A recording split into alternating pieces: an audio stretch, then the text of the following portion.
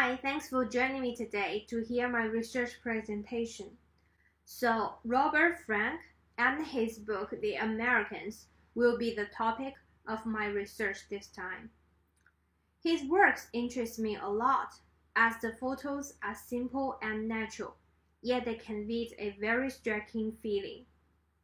However, there are controversial views on him and his book. Therefore, I'm going to find out how this controversial book changed photographers' views on how to look at the world through their cameras. Robert was born in Switzerland and he immigrated to the United States in 1947. In 1955, he won a fellowship to make a photographic record traveling across America.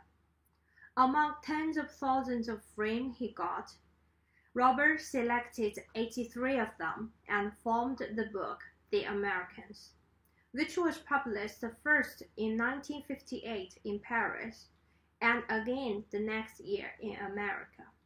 I've divided my research into three sections.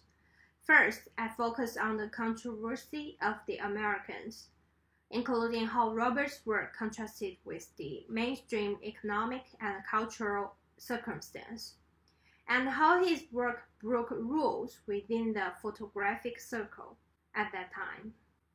Then I moved on to find out who influenced Robert in creating such a unique work. As being acknowledged by Robert himself, Walker Evans influenced him most. Therefore, I focused on Evans' works in this part.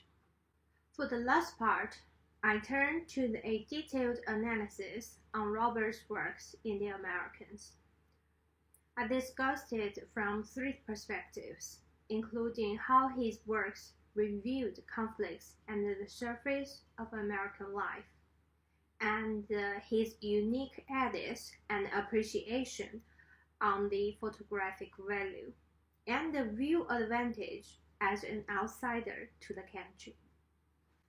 The huge controversy caused by Robert's work, The Americans, lies in two parts.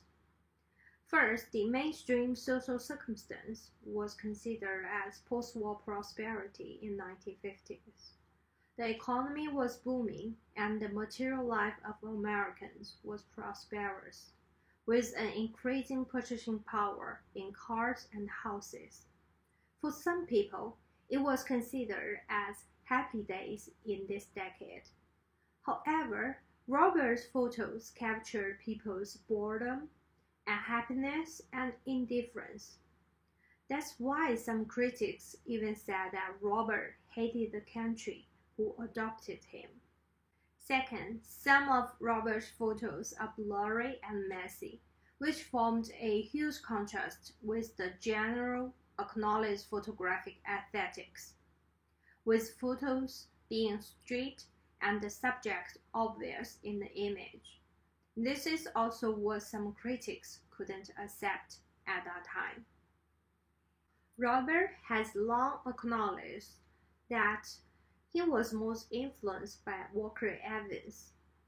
He had known Evans for 3 years before he began shooting The Americans.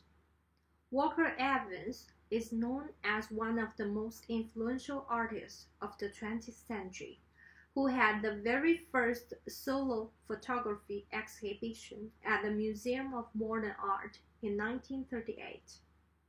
To have a deeper understanding of Evans' work, I've researched on a preview video of his American Photographs exhibition, explained by curator Sarah Master at the Museum of Modern Art. After that, I had a virtual tour of Walker Evans' American Photographs, provided online by the Art Museum of West Virginia University. The virtual tour is a very direct way for me to look at the works by Evans.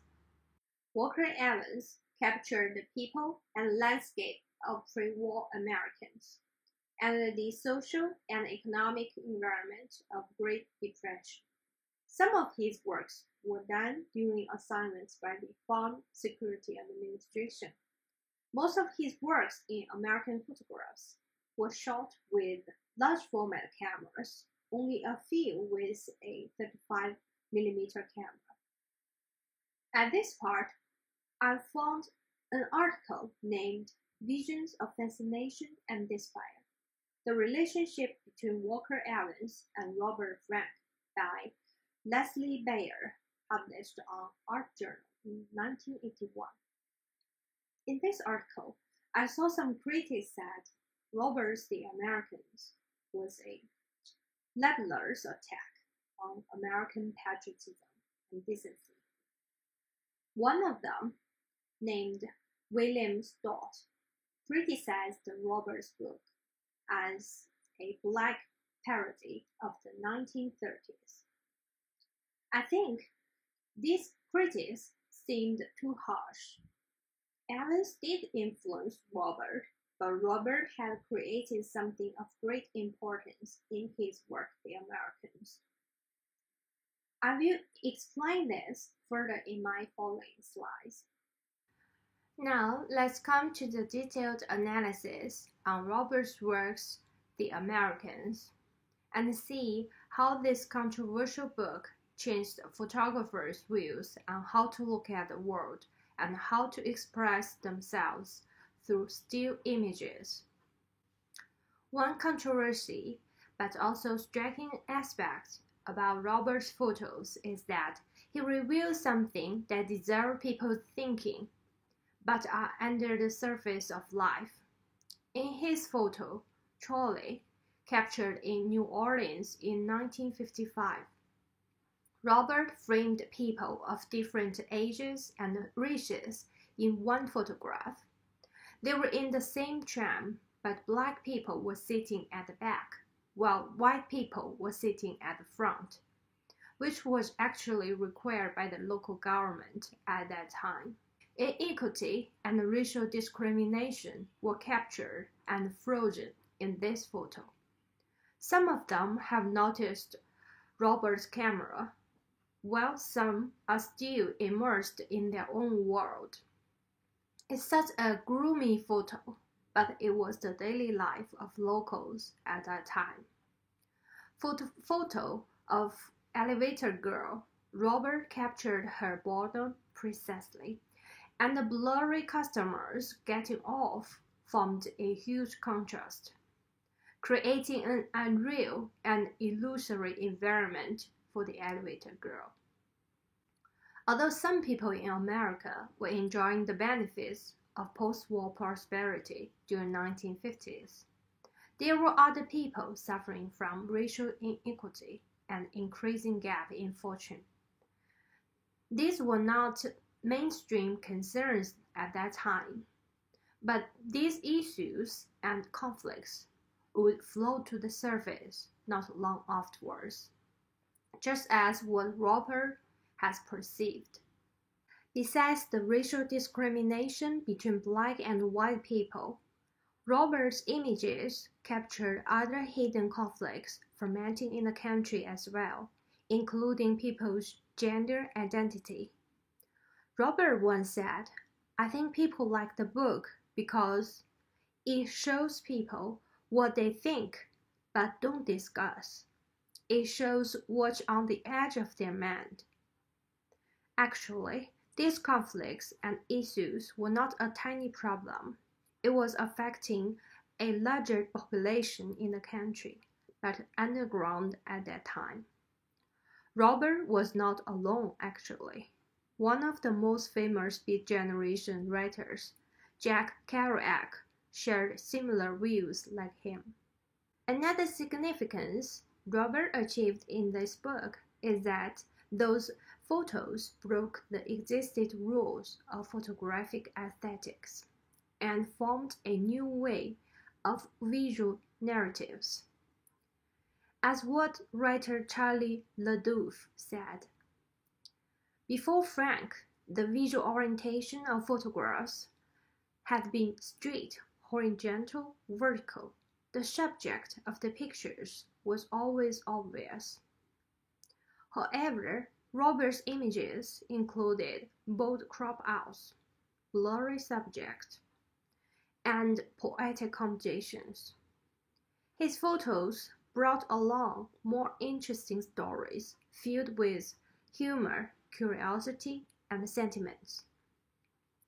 Those photos also echoed with each other, just like the photo of covered car and the following one named Car Accident, in which what was covered was no longer the car, but the dead victim of human beings. The last part about Robert's achievement in his book can be credited to his view as an outsider to America. Some critics had criticized Robert as an outsider, saying that he knew nothing about America. But in my eyes, his outsider perspective indeed helped him in looking at American life. He could notice something that were ignored or taken for granted by Americans. Robert had included 4 pictures with an American flag in his book, which have been interpreted as signals of separating the book into 4 sections. His particular interest on the American flag actually originated from his outsider view on the country. Robert once said, "Something I really like is a big flag. Here, people are so proud of it. In other countries, you don't feel they are so proud of their flag." With time passing by, many issues Robert had perceived in this book became major issues later on in the society. His visions and spirit have influenced later generations of photographers and artists as well, such as Nan Goldin. Perhaps these altogether proved how such a controversial work by Robert Frank has refreshed photographers' views on how to look at the world through their cameras and how to express themselves from a different perspective. Here is a long list of references that helped me with my research, and I really appreciate their work. Well, that's all about my research. And thank you for taking your time listening. Thank you and goodbye.